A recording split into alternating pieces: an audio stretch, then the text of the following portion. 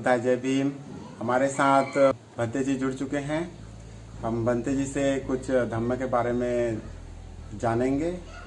भंते जी, हमारे दर्शकों को बताइए कि धम्म में कैसे प्रकार के रत्न हैं, किन रत्नों से मिलकर बना है धम्म। और हम कहते हैं कि बुद्ध में, धम्म में, संघ में ये एक रत्नों की तरह है। जो व्यक्ति इसको आचरण करता है तो एक प्रकार से रत्न को ही धारण कर रहा है, ऐसा आ, होता है। जैसे कि हम लोग अंगूठी पहनते हैं तो उसमें कुछ रत्न लगा देते हैं ताकि हमें और ज़्यादा खुशी मिले या फिर ज़्यादा अच्छा महसूस हो। इसी प्रकार धम्म को अपने आचरण में लाना एक प्रकार के रत्न को ही ग्रहण करने जैसा है। इस पे थोड़ा सा प्रकाश डालिए, बताइए हमारे दर्शकों को। भंते जी, बहुत बहुत साधुवाद जी। महाकारुणिक तथागत अरहत सम्यक संबुद्ध परम पूज्य बोधिसत्व डॉक्टर बाबा साहब अम्बेडकर उन्हें श्रद्धा सुमन अर्पित करते हुए आज विशेष रूप से आपने यह सवाल जो किया है कि रत्न बुद्ध के धम्म में क्या रत्न हैं। भगवान बुद्ध कहते हैं कि इस संसार में 3 रत्न हैं। एक जो रत्न है वो बुद्ध रत्न है, दूसरा जो रत्न है वो धम्म रत्न है, और तीसरा जो रत्न है वो संघ रत्न है। इन 3 रत्नों से बुद्ध का धम्म का संचालन होता है। तथागत बुद्ध ने जब बोधि ज्ञान को प्राप्त किया तो उसके बाद उन्होंने धम्म को समझ लिया, जान लिया, और समझने और जानने के बाद उन्होंने अपने आप को उसके योग्य जब उन्हें पाया तो उन्होंने उस रत्न को पहले तो उन्होंने अपने हित के लिए उपयोग किया, फिर उसके बाद औरों के भी कल्याण के लिए उन्होंने उसे आगे भी प्रशस्त किया। जहाँ तक देखें तो बुद्ध रत्न के विषय में, तो बुद्ध रत्न जो तथागत बुद्ध कहते हैं कि सुखकर है बुद्ध का जन्म लेना। सुखो बुद्धानंग उपादो सुखा सद्धम्म देशना, सुखा संघर्ष सामग्री समज्ञाना तपो सुखो। यहाँ पर हम देखते हैं तीनों रत्न यहाँ पर शामिल है। तो पहला रत्न जैसे सुखो बुद्धानंग उपादो, बुद्ध रत्न। यदि कोई बुद्ध का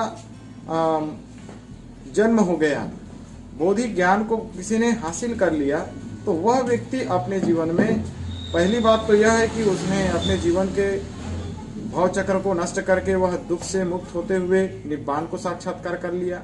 दूसरा, यदि कोई बोधि ज्ञान को प्राप्त किया हुआ व्यक्ति है और वह व्यक्ति के सानिध्य में यदि कोई व्यक्ति पहुंच गया तो उस व्यक्ति का भी मंगल होना निश्चित है। क्योंकि बुद्ध के धम्म में देखते हैं कि जिस तरह से आज से 2500 साल पहले बुद्ध के सानिध्य में जिन जिन लोग धम्म को सीखने के लिए गए, धम्म को जानने के लिए गए, धम्म को समझने के लिए गए, उन सभी लोगों को तथागत ने संतुष्ट किया, उन्हें मार्गदर्शित किया, उन्हें धम्म से अच्छे से भली भांति उन्हें विकसित करने का मार्ग प्रशस्त किया, और वे जीवन में सफल भी हुए और एक उच्चतम अवस्था को प्राप्त किए। तो इस तरह से हम देख सकते हैं।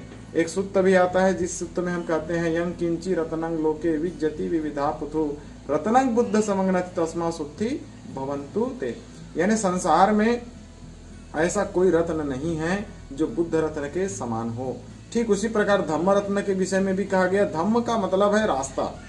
धम्म यानी एक ऐसा रास्ता जो व्यक्ति के दुखों को दूर करने का मार्ग प्रशस्त करता है।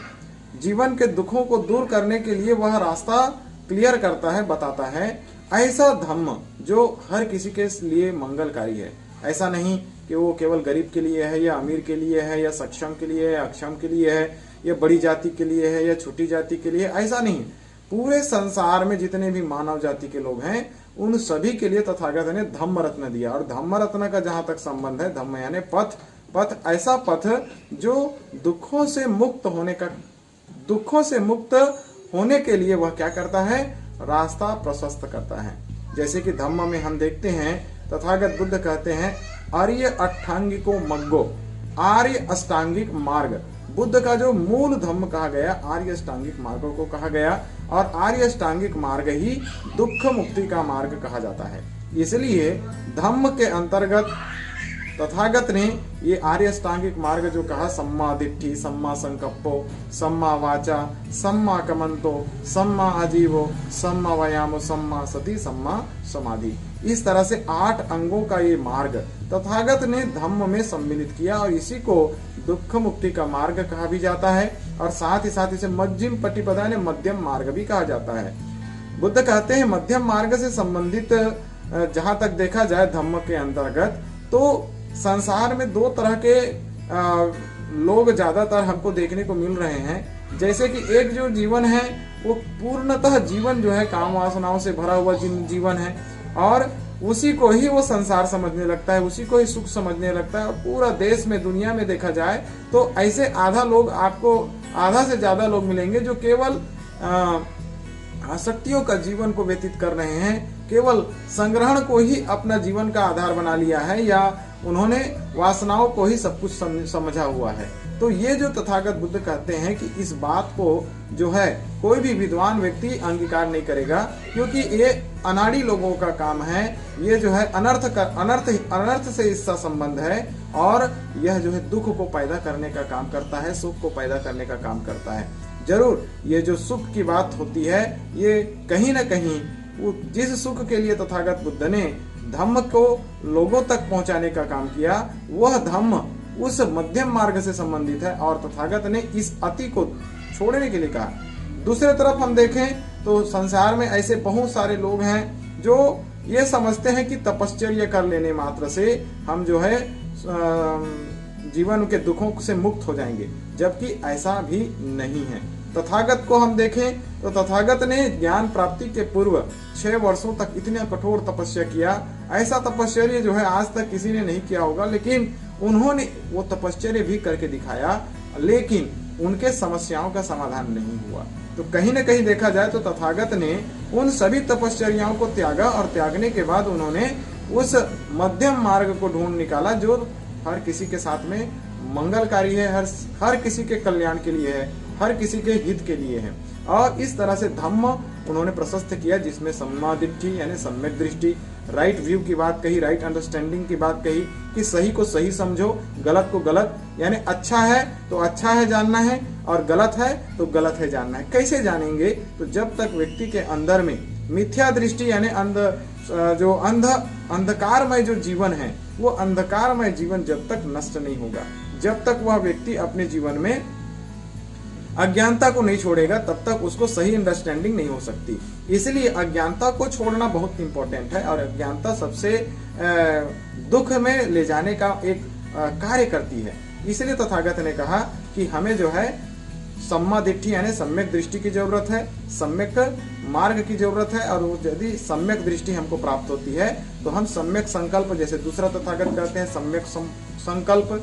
सम्यक संकल्प का तात्पर्य ये है कि हम अपने जीवन में कुछ न कुछ संकल्प करते रहते हैं, जैसे कि हमको डॉक्टर बनना है, इंजीनियर बनना है, वकील बनना है, कलेक्टर बनना है, मिनिस्टर बनना है, अधिकारी बनना है, कर्मचारी बनना है।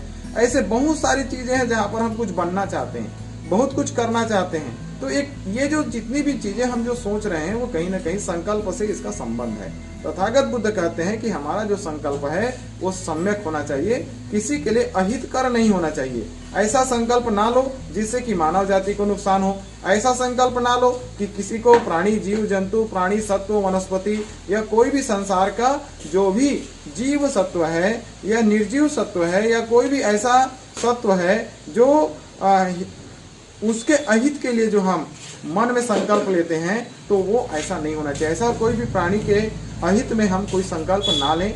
बुद्ध ने इसीलिए कहा कि सम्मा संकल्पो यानी सम्यक संकल्प लेना चाहिए, ताकि उससे मेरा भी मंगल हो, आपका भी मंगल हो और सबका मंगल हो, यानी पूरी मानव जाति का मंगल हो। मानव जाति के साथ साथ सभी प्राणी, जीव, सत्व का भी उसमें मंगल समाया होना चाहिए। तो वो कहीं उस तरह से यदि देखा जाए तो सम्यक संकल्प होना चाहिए।